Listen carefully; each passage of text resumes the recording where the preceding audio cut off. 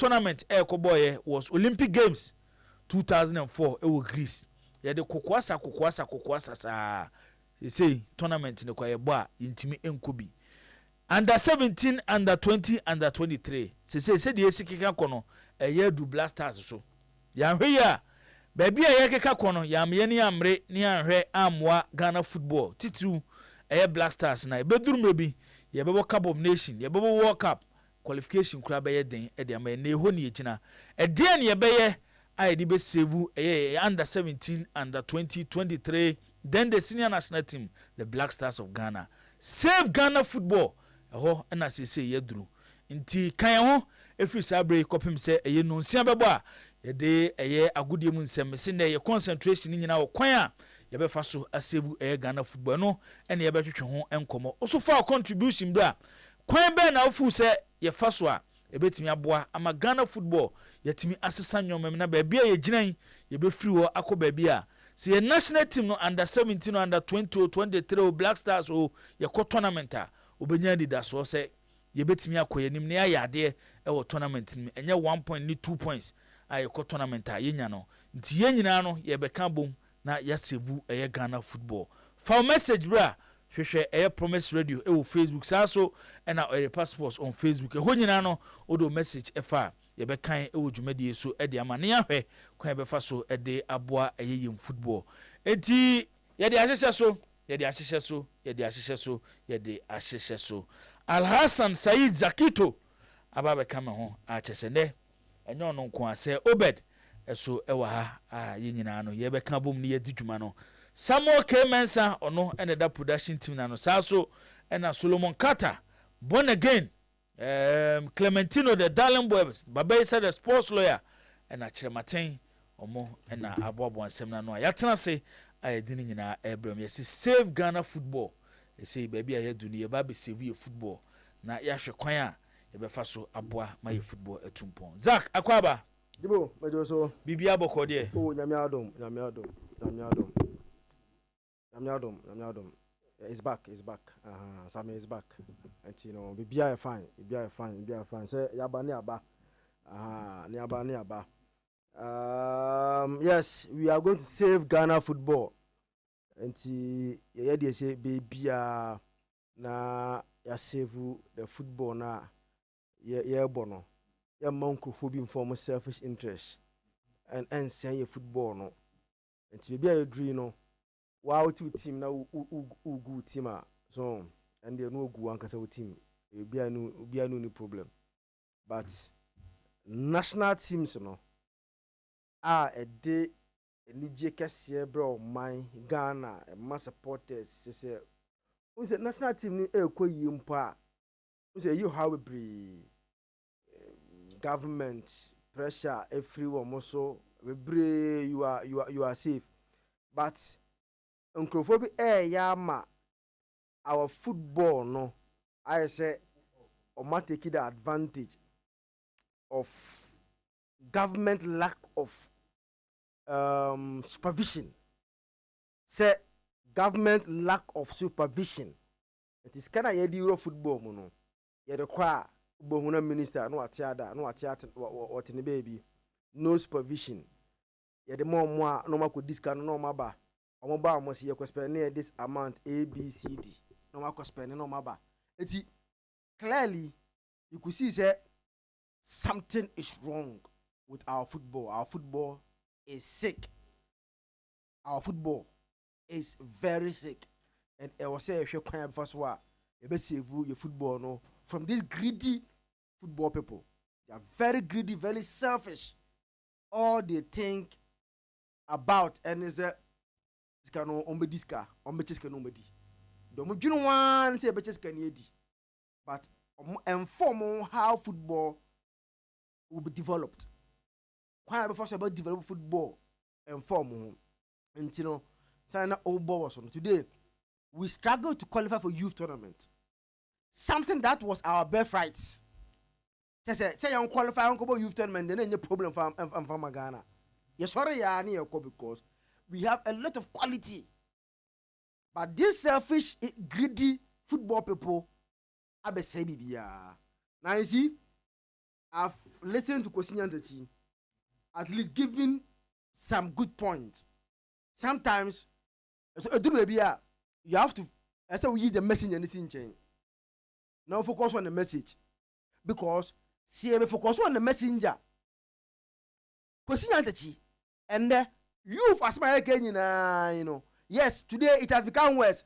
But when I say youth football, Kosi Nyantakyi, what do you youth football, Kroma say? And I pension of course football a good.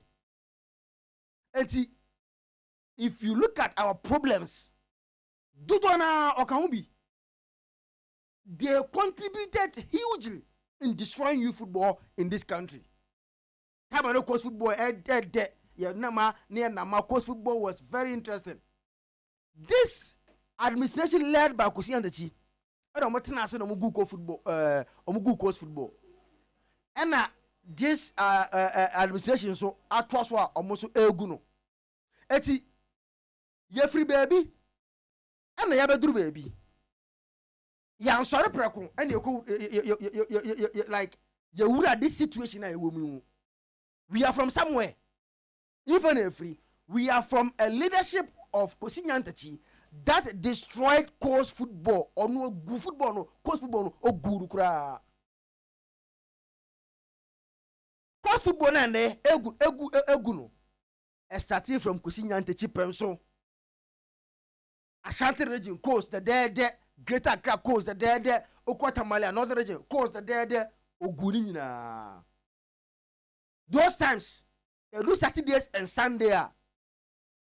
O Dimirika Air call League Center akoshe either Kimfesa Babies any Cornerstone, about Envoys any Kaloon Stars, Anoche Stars, any Kotoko. Name the clubs. And before I ever do such stage where and there, you struggle to qualify for co-offense youth tournaments, you know. It didn't start today. I'm starting there. I started a brand now Kosi Nyantakyi the FA president of this country. You know, good coast football. So after destroying the coast football, and Edidimu na bedu mpepenswa, Kent Ekoku and his administration are just omusie ye we gu no and ono abere obesie ye abra ye hu bibia anti he is on the osie coast football no kra football no he destroying it no osie it's ende the omo ya ne se omay cartel and ya form class be brain no ye ko youth tournament bia instead of to go deep near for the quality amounts players now e be ko tournament no na be hu na Vision FC, Dreams FC, Still Believe, na God FC, and then omonkunwa teams no ma cabo na you players if you say the youth tournament ya kwa na ya share ni abafie ya kwa na share ni abafie. So as much as Kosi Nyantakyi is making a lot of sense, but we can't exonerate him from contributing to the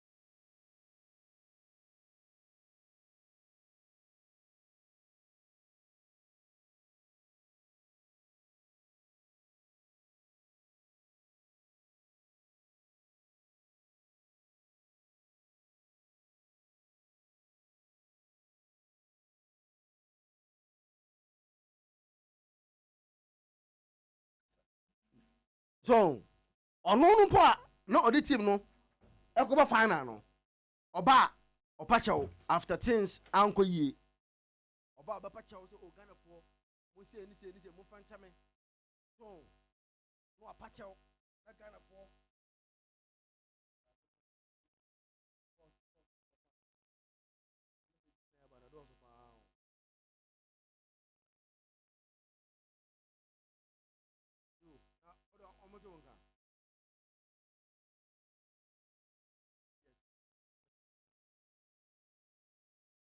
eti asema yake nyina ne se jibo baby a ejina no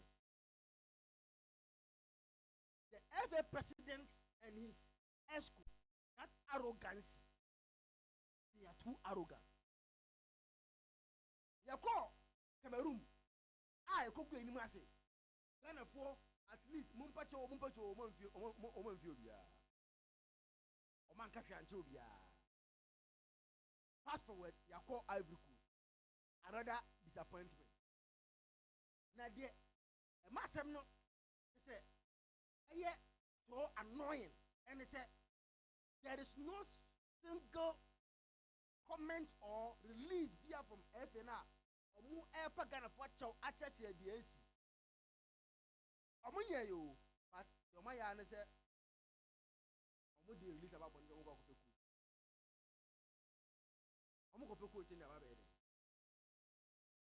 court no omu kopedi ide and that is the first thing any serious person as all you be and say at least you do what you apologize Ghanaian say move and so omo de chemu wi at least omo de achemu awie no then the way forward ne say we are looking for a coach but omo de mo ba ya the world go you go coach you go coach without any at least assembly am ka tijibo me feel say you adwuma ye pa as a country you adwuma ye pa as a country because the amaye brewe nyina no eye how our FA president and his esco neglect everything you football neglecting the youth football in the and say o man neglect because and the youth football no do mo ya na say o mon ko players and ebo youth team no enti their self-interest at the expense of quality. Almost selfish interest at the expense of quality. We have to save our football. And in saving the football, no, the Ministry of Youth and Sports, to the extent government, have to play a very key role in saving our football. Yefri baby ni abedu ase yo. Yefri baby any abedu ha. I think say the Minister of Youth and Sports respect ebu Ghanaians anye bia no time na efefo no ba no say omo gwa kope coach no ese nke okache omo say zara mo somote if Ivory Coast akogwe nu mase aba Ghana fo bofu ye pe bi nkanche omo amaba say kope coach by this minister omo ba ya no champion so oh me efene say me director onko join committee na monko coach and of fan director and on onko join committee no say omonko coach eti you could clearly see say the minister and the FA are not to the same line, and anytime be a chroma say ubenya the minister of youth and sports the FA for no enyina edam pa baku biano we are in trouble. And today baby ejine FA president minister of youth and sports they are in bed. We are in a serious mess which we have to try and do what and solve this problem. But we need to put in measures about save the Ghana football, and in doing so, The Ministry of Youth and Sports have to play a role. Every young clubs and also that goroism being exhibited by our football clubs. No, come say no. Me say me who be that? See the football nature. Have you ever seen a regime at a point in time? You see, Kotokone has in supporting one regime, like football association. So we now support Spain. No, come say basi da. ABC that. Say you see Kotokone has at the same time. Nipa na all football so no. No, I don't know. But see here. Then see that Kotoko any issues. At a point in time, Kotoko had issues with Ohinijan because of Republicans in December. Yeah, for players. I want to reach that someone here. Okay. So it became Kotoko against the man who was taking I don't know football so Kroma say. At any point in time, you see one of these two big clubs fighting for the Nkituano opposing leadership. With that opposition, or man be a year. Zach, mesa ba subiem na ya to so mama senior kwaba yeah no amina bibia boko de okay senior yako yako ka ba kaze me kaze me joso ne me kaze me dase yenu ya senior shamo yodi na chipe eda form ede man de but ade ba ko a se wonim senior ya oye strong man anyo man tell mu na bem anti he said did na ho ade am kakra we be very fine very fine ma yenti owura kwesi na ntachi former president at the Ghana Football Association ninsem ode atudwa ono so na no atum de ekoso ewo ye football mtitu Black Stars ye Cup of Nation aye ko ya ye be fi na ye de nimguase eba no wa kire anamo a ese yedi kan tu ansana bibi wo ho a ye efe a owura ketukre kuda no no omotimi aye o se ankabe ya kanimonim ya no se efe ni peso mu ye bibi a komomra bontin ni kan pachew ansana bibi wo ho a omato aso. The national team doesn't belong to the FA. The FA is just a trustee or a custodian, an agent managing the national team on behalf of the people of Ghana. And so if somehow the management of the team did not lead to the desired results that people expect, the FA has to come out and apologize for that. I have done it before in the past. Even though in our case, 2012, we got to semi-finals. We were knocked out at the semi-finals by Zambia. We came and there was a whole hue and cry. I think players are apologizing. Apology is comprehensive enough, then nobody else has to apologize. But even individual players are apologizing. The captain is apologizing. And I think that the pain is so much that we need to assuage the pain of the people by telling them we are sorry and then being ready to make amends and move forward. Ora kwesi na ntachi de atu edwano no o se animanim ya no esa achew pa ba players patch obi e patch o na mum efe na mu no na eso mo ba bonte no so be patcho na afi ye move on na ne breso ye call Cup of Nation 2012 grade do semi final no ombedru Ghana na se de Ghana fo eni esi abre no omo hwe e patcho ma anamontu eso mutu no mo de hye omo nyoma no omo etimi ye ni nyina nti on de obetufo se ni manim ya no esa achew pa eba na bibia ekoso se si so se national team ne de e ya ban dia na efe no e de mo so omo hwe so enyomo dia eye aban na national team no eye omo dia senior mamefa we mo akwaba owura kwasi na ntachi former president edema GFA o se FA empacho ye firi mu dwadambo a yeah ebuna da twam ukwada na pamo Blasters coach ya wada enefie enu ayawo di hu ya na se ekofa coach fufuro ministry eso de yi bai ombe kire se football na gu omo na omo nim dada a chopa kura ni omolete no mde baye ni mu eno no wura kwesi na ntachi se ansan ye betu na mo akọ bibia de be hyehyɛ ye national team ni bia no esi edikan e pa achew efe ne pa achew ansan na motu anamon e wo bia senior menim de obeka fa we ho Dibo the SCA and the aftermath of your elimination of Cote d'Ivoire and the SNHS we were confused. We are a confused unit. na I no mutu kwan no de di kan players no se o se wo kwa obu kompa ko he wachi a de wa pachew ama ato Ghana for kuma so kakra abrante be go back and check if you could boy no even the players in the playing body no the nature pass so di I would say o kanyansa sema Ghana for ye kuma beto abrante ye number 5 no jiku meboa yeah o hwemu anka ono na sa chopa de se fi no hoba because ye wo hierarchical order even among the playing body inti said the Mr. Nyanta Chikai say nanka chopa bi beba kra it should have come from the captaincy leaders no nanka we take it from there but it's only jiku need an toss mu I wish I could have it and read it. It's on my phone, but me ni kwanya me fa so. Meet me up amount. You are fine. Now they read it. Na amount phone ti. O GBB atum. It is here to kwan say na say akandifo wo. No man ti ande sa de no. Na say sebe a common player obi a wo o kanti na team member and eye we a. Who say confused.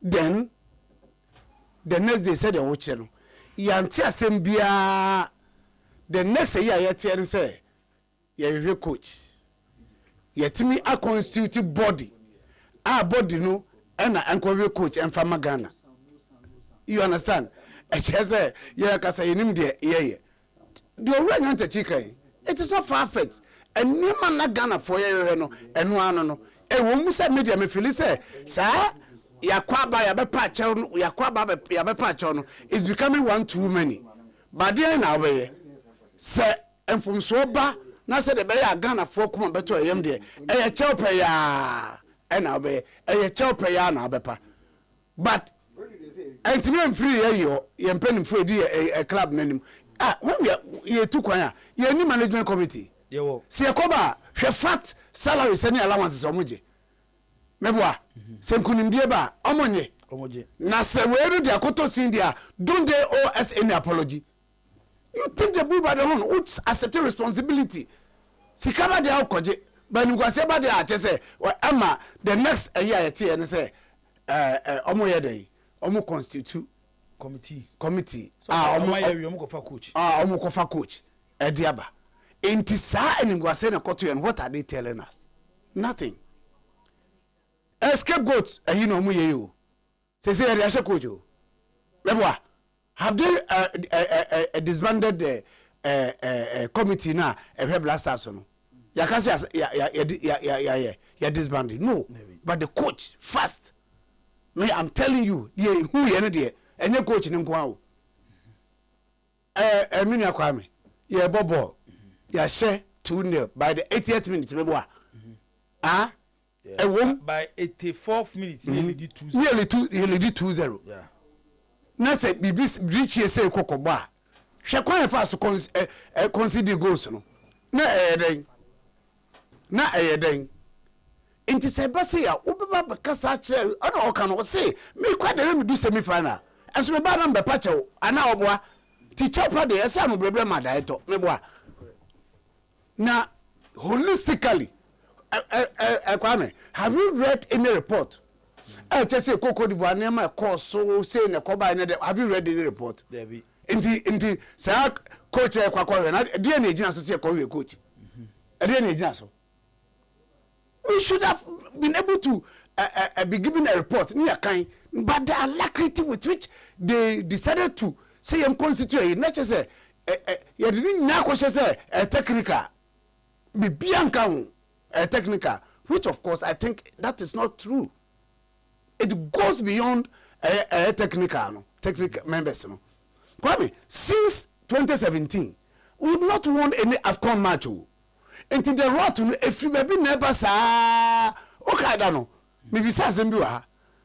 Say 42 years near saying they say ebia beka ho time we have become. Even called the next AFCON 2015. Now you call 43. 43. Yeah. And then the 44.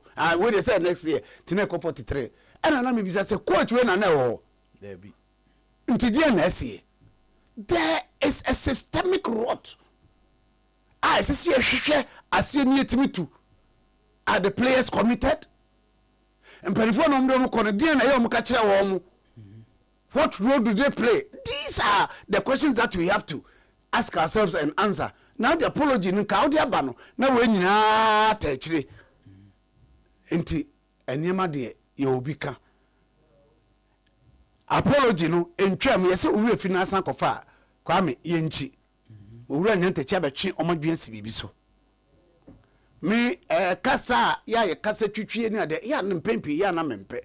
But ya kwese said the man focus there's too much arrogance, there's too much I say ya no kre obi on for bia mpanifo for bia obi na we na leader of the blaster. Do we even need me say come the two no one kwasa first na e betwam e blaster management committee e hu nimfa so who come manage there. If the coaches are there, we have a strong technical team. And the management. The ministry accountant should be there to go and pay them. As in the manage it. The technical team is enough. Team manager or to manage it. Management committee Kwame, can you tell me role I will play in a would be $100,000 near the check no. A dear pa no can you tell me their job? This is my betray.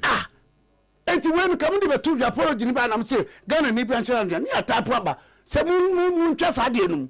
Where they I see a coach. And to come and you a coach in Anya. Asa, that is the report they are giving us. So we need more. Almost be BNC a coach in Anya, which to me is not the truth. Player commitment. Me see DRC for Congo. Me show mo match anu me ni agekwa. Tournament no oni mama me 2 pom pass between win. Maybe. Uyi Senegal free ho a. Ayi for no. DRC ne Keve. Keve mo. Omna kam be bom dey. DRC for na dey ba ko pe na ha omo. Omo say chances. Omo say chances dodo. But so mutimi convert even 50% of their chances are baba easy. They are dying for their country. It's good for us. If it's a track call the next year, the quality and the commitment of what and because when these minnows decide to fight back, we have found one thing. Kwame, you played a voice. Was me reacted to it. As some openina kano. Me menenwa kamen kasa. Honestly, say me question chejan kamen kasa. Ghana say football asem kamen can be. But the home here. Oh, say there obi awaye football. Oh, they me tell say until they make an say they a year until kamen kasa. But he's a strong man like you said. To one say Ghana yenti still or chire kwan bit but apology should come. The apology must come. You hear chaupa. Na ya answer na ya take it from there. Hwe body am constitute. Kekrekekeke ni afa we. E dia no mugina so kra e fa sa enipa se omo na enkope coach emfaman. E dia. Yanto aso owura kwasi na ntachi wa manansi ho a. O se FF ne mpa achew. No mo pa achew wi a. Wa ma yen plan.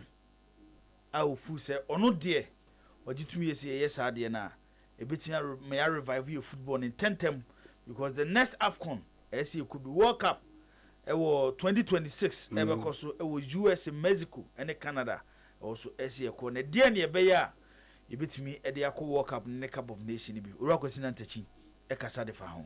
The next step, which is now public, is the dismissal of the old coach and an advert, more or less, inviting people to apply for the appointment of the next coach. I would like to see what led to that. Why was the coach dismissed? Even though, in my opinion, as an outsider, I will support that position. But I would like to see the details, the nitty-gritty that led to that decision being taken. And then we saw the criteria that has been published. And what do we expect to achieve at the end? Will we get the right coach to coach us? There's no guarantee. There's no guarantee. So let's back it up with prayers. But beyond that, prayers alone will not get us what we want. I told somebody that grace and favor and all those things, they will come. But if you don't work hard, you will not achieve anything. So I think going forward, from my experience, right from 2002, the kind of things that were done up to 2014, the World Cup, another World Cup disaster, another tournament disaster from the World Cup. We need to have a plan in place. If Ghana football wants to do a plan, I would suggest a 4 or 5 year plan. Then that plan has targets that you set.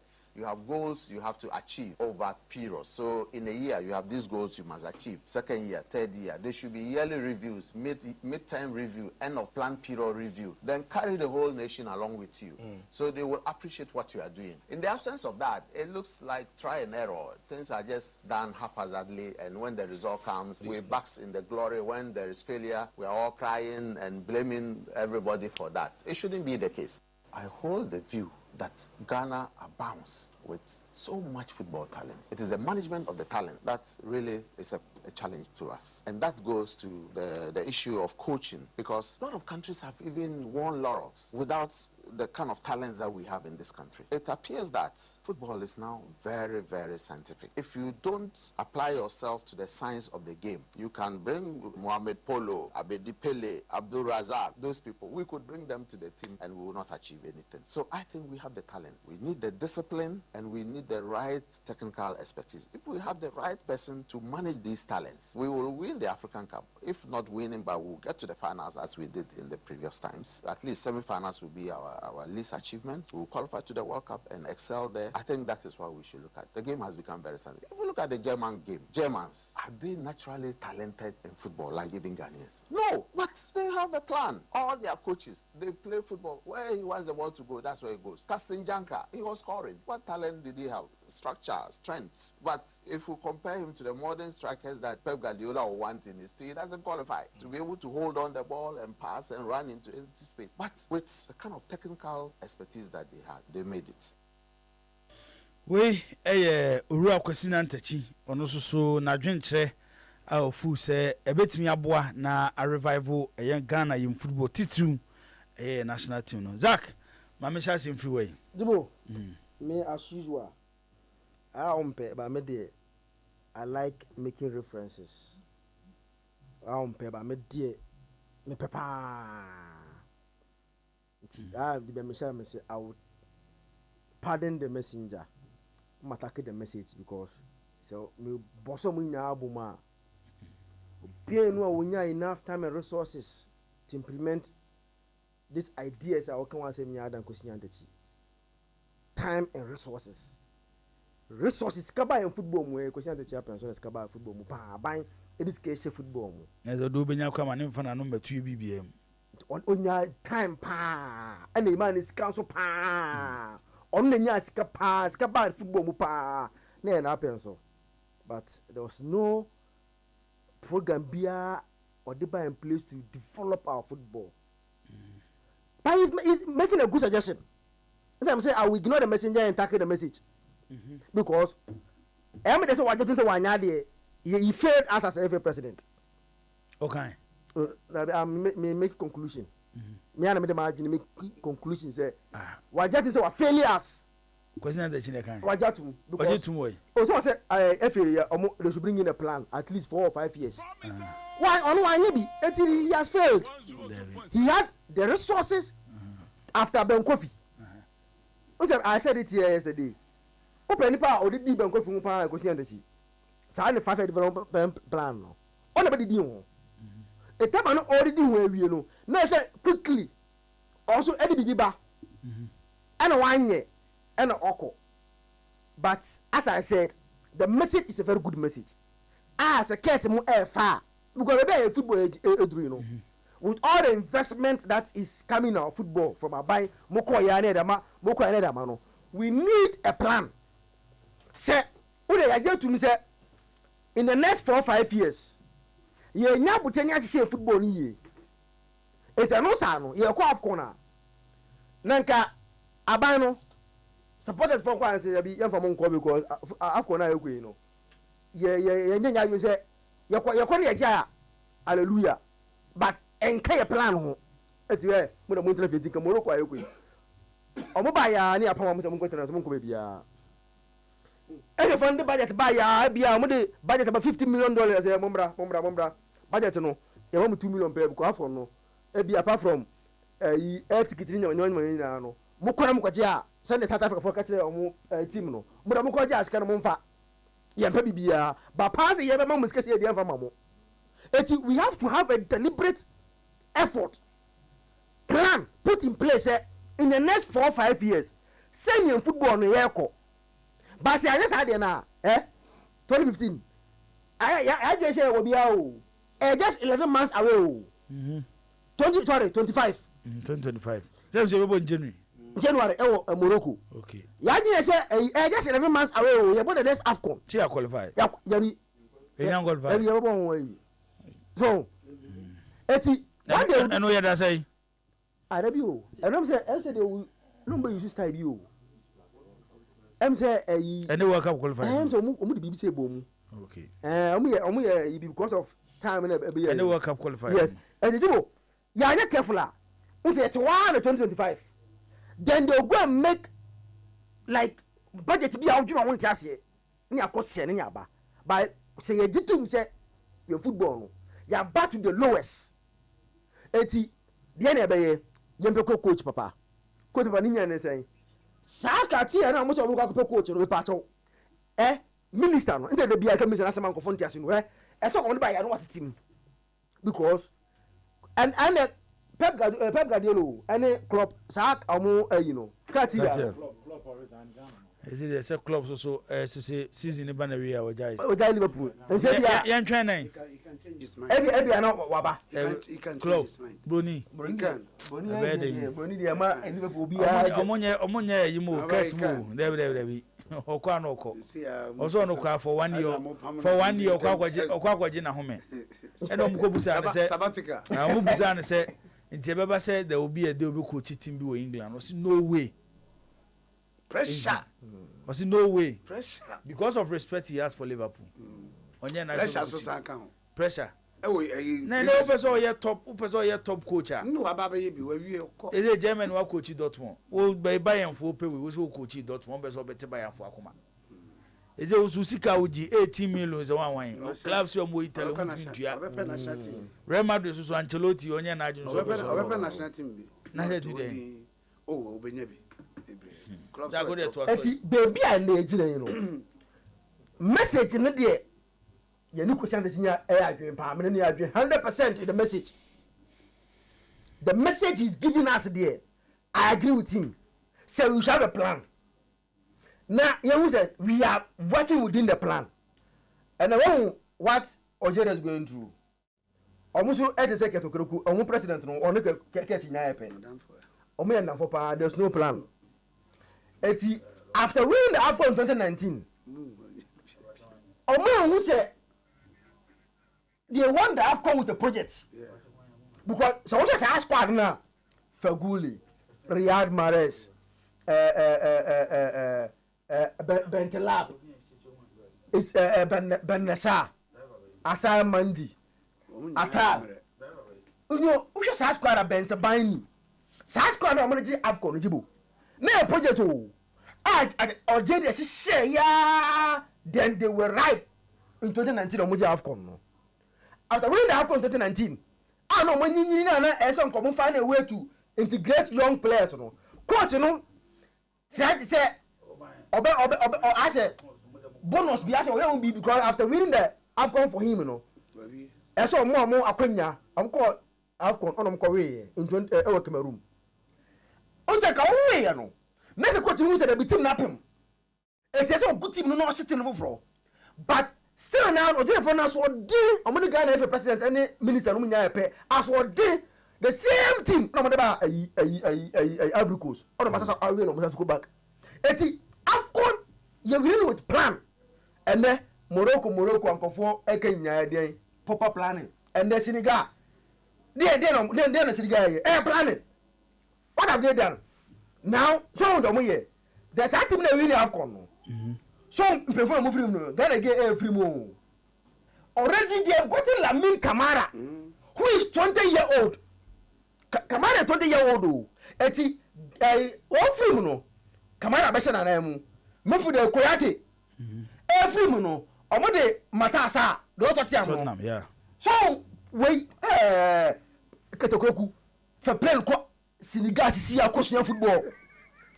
They should tell Ketokoku also playing Anko Senegal and Menuya he should go and learn football. These are people who are doing proper football. Look at the integration. Omu Chama, Omu Nya and Mom. The team doesn't conform. And to watch Koyate is aging no. Near you film Kakakra, near Bob Akurano. Ghana gay. 2010. And so yeah 2010 no also good no. Well no. After 2010 no you. Ebi awan set up no. 2010 no. And I make say omo de open one person konya resources pa ko be change football na ko si antachi. 2010 onu no ye wie no. Then see here. After Milo left, we came back to factory settings.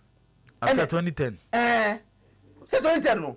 Hey, say 2017 about fine now. No, say 2015. No, I mean, and final able no say, I say, massa youth policy no. And yet, babium. Then, Tama, we move by say after Milo, and I go for Milo free or no? Plavi, yeah. Plavi by on Okoye. Osho coach Sabe na. Yes. Ko sape munya, ko sape mponanka o ya ye bikaka. Onkola. Don't buy. So na ga, one nke ya ye bi. Ba onu so no, uka ko sape interview no. O se time na no do kudu si ba no. So ka ni interview no. Yeah. Omu ko se ni say kudu so ba be dey. Omu pempem fo. Ghana football mbem kokrofo. O ya kola ye mo. Kudus, who was the president then? It was Okay. It was Kate. Okay, yeah. Kwasi Kachimba. Kudus first time na 2019 you call And Egypt. 2019 you normalization. No we munyamba. So eti I say you need deliberate policy. Say when you pass here. Eti ye ni be den dey wa afcon eduru ya fafrakobo ye kwakoje aba. Ye kwaje aba de bia ye kwakoje. It mean I think say baby eduru you know we have to with the minister the FMP from the mense mienu bi they should go send na South Africa ko suyan football no mo go Senegal sit with the FA president no on omo there oh yeah omo ni FA president omo here with the minister ama today they are the presidents in African football. Morocco here you know look at the results they are getting. Football no it is something that you have to work it in a room. You plan very well. And minister na ya sir, at the NFL manual committee is the most useless thing I've ever seen in terms of our national teams. Now, I never could acquire. You're watching this you see, these people, these are grown up. An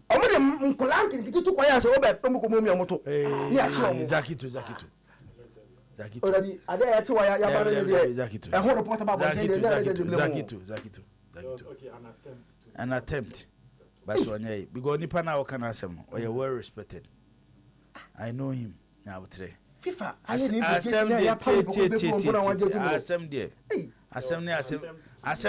timi kushia to kan asem yesu ha won niki kan asem to so akito nya botre why ti e tell me say you busa ade no asem na me ko ti me me ti o pa me ti o asem ba yesu ha woni asem no ni and when a legend falls, you these people about kosusa said the in the name of management committee no buye hold them no ya no buye my man found call baby na so what dem my me through aba in the name of management committee these people you call ye now you work up I'm going to net no me 5 arameboa yeah $500,000 meanwhile ya kaka liga yeboy oba jini be 10 years saska no nya me ade ba ko pene ha me tisi especially for committee no motie no Ura Mark Ado ono ena na ye management committee chairman for 2002 World Cup e Wakata if remove group stage Ura Mark Ado NSI chairman for Cup of Nations Blasters Management Committee. He was the chairman. Yes. Nipa miensa na former management committee ne dom koye. No, me can management committee. We know you no. And the owo tourism. I was Ajman. And so be aba ko kan. Na chinka. There be na chinka. Omo miensa na yi o mas management committee. Makado was the head. Wako tournament bi no. Wa filie. Say ye pamu coacha. I don't know the ember. Or cope another coach. I don't know the ember. Somebody who has demonstrated. If you want to change things, Obi our choir so failing in the person of our coach. Now the head management committee, so Juma Ben or choir, this success very. He has failed twice. Or walk up and or choir. So a year 2006. Say your choir at least young away. You call work out 2014 issues go by we on FIFA boy about so we see appear team no in Germany. I still remember that much. But or no dia wakata no who kai sa ko ria win no any we ya Ghana for ma ehun say sa member 10 minutes no member 10 minutes no almost respect ya pa do say kai sa match no ya no Korea sa 10 minutes no obi a no pressure bia ne pressure e by that day. And a friend is a Macado. And what is so special about Macado? Okay. What is so special about him? Already, he has to stay. Then the others go. Clearly, these guys are not ready to change. And Nanado say, "O man, penny et nasi." I'm a minister away because clearly, I did so obvious. And I said, the minister have done it every 4 way. There be information fin. Eti say on man penyam bem. I'm stop some minister way but the man again for minister way. Ya born in say ya kwa afcon, who dey ska kwa afcon. Mo gbe ni ma se maba. No apology. What wa then they come and tell you say bring one person here from committee to go and bring a coach. Also sorry ya, at least okasa sometimes penny. I have Ghana for. Okay. No, he is responsible. Kate, respect Ghanaians. Go and apologize to them. How do you sorry? I was a director. Go and be on the committee. Mukope coach. Say over the kwaba. Bibi aboko de. Senior mamenti oga ke kwesi na plan na memra say obed so. When say me nua his. Go anyway. Document na. Na dey nisi na coin or the coin says. So na o ma menses na 3. I will say ya. Ka do ani mu ana ayi bona game ho ana ka dey show. Bona game ka me za ma na to so for am so afet you. Ta coin say dey na dey am. We no dey to. Me ma bona game fa. Me dey beton. On no dey to, no dey to so. So ya no here coin says. Because one say na manante pa. On say ne rounds am I within a doom no do. No, we didn't doom the own. And we didn't do myself. We didn't do me head for car. See, I mean, to my brother, Zakito, very interesting person to listen to. When him over to a seminar, I want to, I want to take away the messenger and take. That's right. Yes, ma. Many Jinoka, who bought trouble. You see, the Okana, Mommy has some Okana. Kwasi didn't feel like me as a kid to cry want us to believe. No. And no kind or outlining or say me quite let me do me boy in his stretcher was let me do say let me or outlining and no to me achieve but me ba na me patcho. You understand? And we are one. Then he moves on. Also or criticize you the way or check when you bet me say your politicians yes I dey we bia. Any problem or Ghana? Any problem of Ghana? Or we or check my befit my fast as solve that problem. And for me, a one was called Max and crab more. Yeah, Minia. Me offers it. What do you need? Salmon, how can I say? Aye, some offers him no. Okay. From Accra. Meboa. Okay.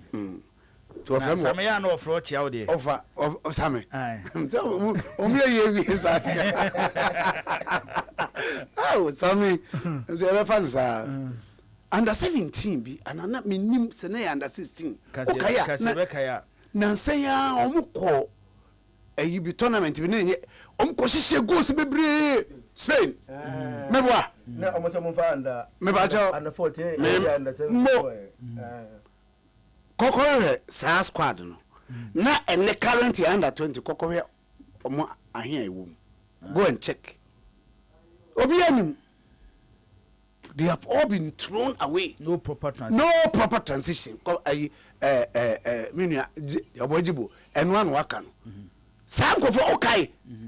They mesmerize opponents. Akwabi wom me we afindi o she goals na sa such a talent ye to na oni ya league oni o ha no ye twom ko Eastern Europe teams in ketenkete no o ko eno ntine edom ko e. Ayasemo. But say even that what na ko baby kra let the person be under your focus. Now when the development na say we here national team no players in the omo but the national team is for Ghana. Sinema men ko line so ye ko UK na ye didi nkomo say ye say adwene de ni ba ko 14. All right. Nti ye gigi free baby a kwan be na be fa so a ye be save your football. Baby anyoma e ko no anyoma ma ye din. Na ye nyina na yamfo ya no antum antoatoa ankyerɛkyerɛ ya adwene a ebedu stage bi no me dem aka se wan hwe adwuma ekura no ese sports ne begu afi ye mefo obi ama ne metena me sports obedi wani abri a oye wo unya binye ye ne Kofi Cranton oyi coach we UK Ghana ni ena AD enkomo na ye hwe kwan a ye befa so asave football nyoma bai ene ye ya ebetimi abo nti komodidie mu ano ene ono na eduru ni so nti mema menu Kofi akwaba ewo eye promise 102.7 Kofi utie me a memo akwaba e de ba promise 102.7 na bibia boko de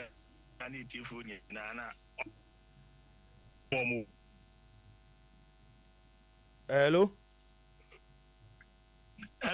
bajote meni Kofi metepa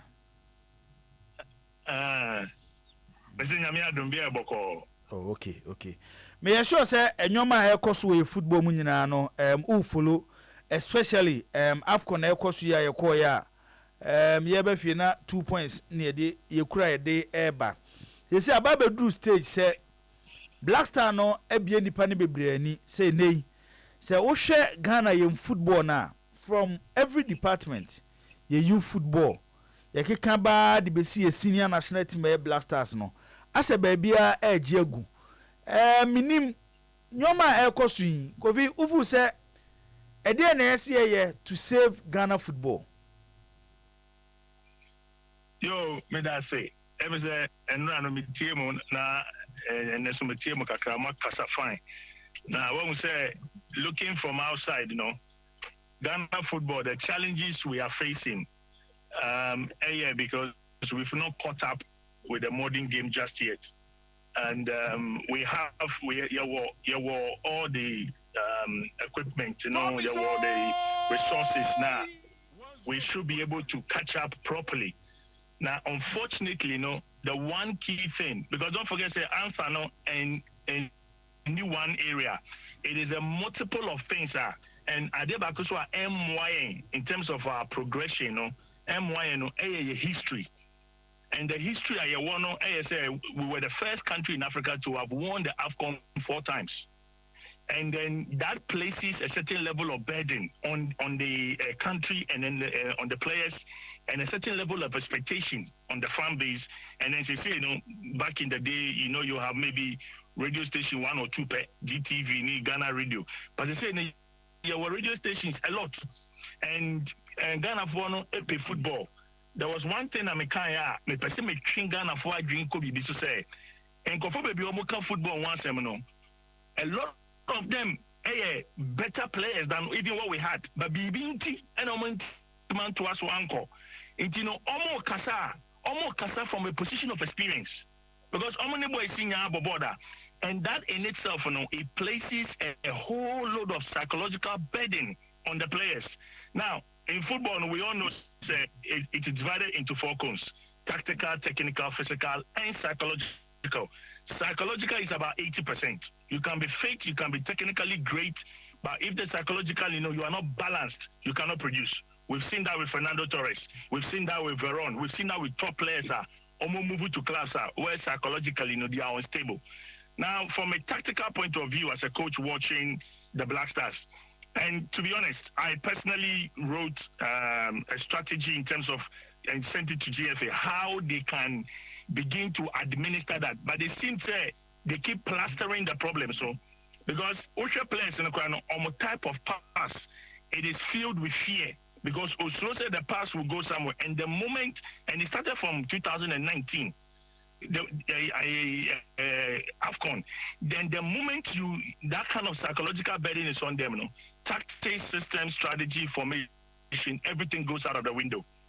Now listening to what a lot of people are saying in terms of what's going on, there are multiple answers coming in different forms. The challenge is how do we structure the answers, chronologically to fit the purpose, and until we go back as a country. Yetia says, okay, this is our challenge. The fan base, they manage the expectations. The media, they manage the expectations with a level of education for the fan base. Because media, crucial. It's, more educated fan base, to understand in the tactical evolution or the tactical progression, which is something I'm from 2019 say, until you're back on that basis, it is going to be smash and grab, and your tournament be a lotto. Either we win or we just get knocked out quickly. Now, the whole issue, it cannot be GFA alone. I'm telling you as a fact, GFA alone cannot solve this problem. It has to be the entire fan base. And make us a yawa. But analogy England for about 50 years. Mm-hmm. About 50 years for England, ball no more bono, not a basa. And we decided, say, look, I will see a young baby. Until they went back, almost started with Kosia Piamuye group, that is a UEFA group, and Ansana the following year, Memeko. And they went back with something they call the Elite Player Performance Plan, almost sending coaches all over the world, put a document together. And then they came and they started changing the profile of players they were recruiting. In Genosha, German clubs, Spanish clubs, they are fighting for English players. The only problem they had was they developed individual talent. They did not develop them as a team.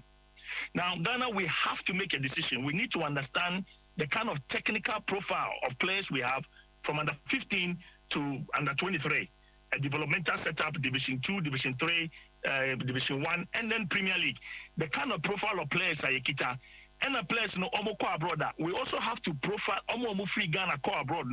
What are some of the tactical changes in their games, and then the local ones? So when we mix now, we can appropriate to say this particular tactics, and I say a system way and a bit fit the players' learning curve and their physiological state. That's how Putogum kind of football, and American is going to be pure lottery. And until we get to that side where we know, so okay, this is a 2-3 year program, and this is key. This is already a but this is key. The kind of coach who will come in, he must first of all understand our coaching culture. If he's coaching Tariq Lamptey and other foreign players in Inakimoa, it's different. But players are almost grow from Ghana football, from Munchendi to Coast to under Division 2, 3, through the Ghana culture. And our culture is about 80% of our game. That is why it involves a lot of dancing. So even the technical execution will have to correspond with the players' emotions. If you don't do this, every tournament we will come back and we will talk and we will talk. Apart from Holland, every country in the world plays football according to their culture. You look at the Italians, they play in that Catenaccio way. You look at the Spanish teams, the Brazilian team in the artistic way. You look at the English, they craft because of their history. You look at Eastern Europeans because of the Cold War evolution and factory working, mining. They play very hard and very tough. Every country plays according to their cultural identity. And until we merge this, we will go into tournament. Expect to say, ABC, but because this informs identity. When the identity is fully informed, now we can now begin to know. Say, okay, at this stage, the game here, and then Kosi Ntimiamba or Bentin knows exactly what to expect because Washa game, he knows how Ghana is required to play. So until we started from the scratch, I'm sorry, every tournament we have to pray more, which is not something that should be part of football, because football, anything can happen. Yellow cards, injury. It is a holistic thing. Sorry for talking too long. I'll hold it a bit as well. Okay. Based on what you are saying, it is Okasana also at the point. O draft BB the ma is it the current administration? Yes, it's the current administration. In fact, it's been twice because there was one thing I even suggested. Because the basis of my background as a coach, because me free research academic background, to me go into coaching, I understood, and then also doing UEFA in UK, and the understanding. Look, England for the first time they won World Under 17, World Under 20, got to the semi-finals of the World Cup and the finals of the Euro. If you go back, 99% of these players began from the elite player performance plan. And they put the document together, and I was part of the students, and Kosiapia was also part of it. So we can see, say, the way I developed, and I said, look, something like dancing before games. Coach Kosiapia. Yes, coach Kosiapia, because Kosiapia, or UEFA or UK. Okay. Former Black Star coach. So I told them, in fact, I've sent about 2 or 3 emails to them, and I put it down. And what they told me was, Ghana, we know you are good, but Ghana don't know you. So I said, look, not a problem. But we are still. This is from 2019.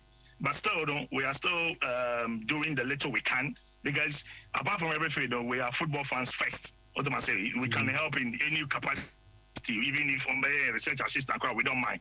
But we know, say, Ghana has the potential. And the thing is, this is the best group of players apart from 2010 South Africa, where we had central players in Skipper, Tornado, Mutari, ACN. These were the key players who drove us. But this is the best time in our history, in my lifetime. I mean, we say we have a different variation of talent in all 4 units. The current Black Star team now, you call tournament in 2 points, the best after South Africa 2010. Yes. And then a bit more Kasa. Team I call tournament in 2 points. And then I make us say, share the talent, if anything, share the talent, the pool of talent available to us. In our defensive unit, in our midfield unit, in our central or number 10 areas, and in the forward lines, the team can adapt in different formations and in different systems.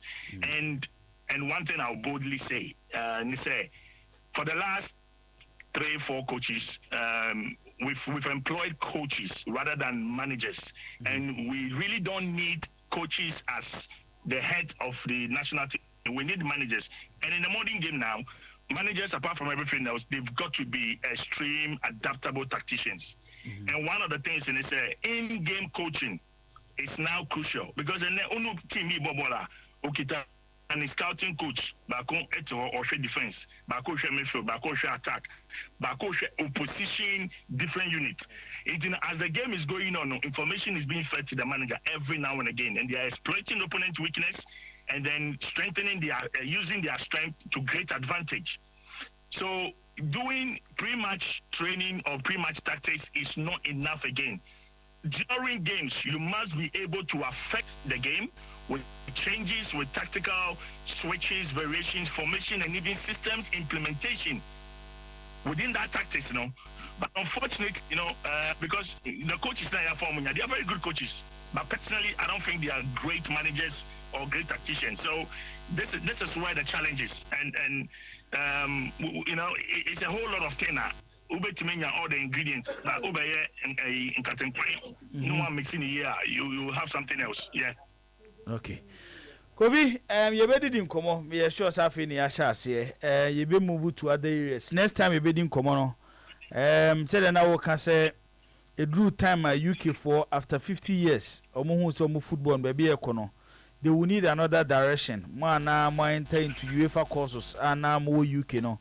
Omo the most started from the elite youth. Most started some more how to help develop England football. And Chebia the one under 17 under 20 then their senior national team and they top 3 in the world ekwa mo fa so ye no me sure say ye koye nim na be din komo how do we develop our youth football because under 17 ye bo World Cup team qualify under 20 the same thing emre bi atwam nanka ya de ye boy ensa no a na ye duru oba sesei ni nyina ye ntimi enko to the top Black Stars no ekwan be ne be fa so ahye ni nyina enko ye problem emma enko ye se da bia no ye ko tournament ane ye ko to chacha be enko ye se be ya Ghana ya je 4 times nti ye ko e betimi de edin na ko na bi yakobo ye homoden be wie no ya mfa 1 point ane de 2 points ene e be fi nti ye be de ye ho nkomo na ya hwe hawa ye be bo na sanyo ma ne nyina yetimi aye Mame for we njama kakra onzo ka youth team no the challenge again no say percent of the reasons why we develop our youth talent is to sell them abroad. 90% of the reasons why Europeans develop their talent is to feed them to the national team. So in terms of that aspect, we look at the economic benefits and then also for the national team benefits. And there are 2 different objectives in terms of Africa. By microphone. Was it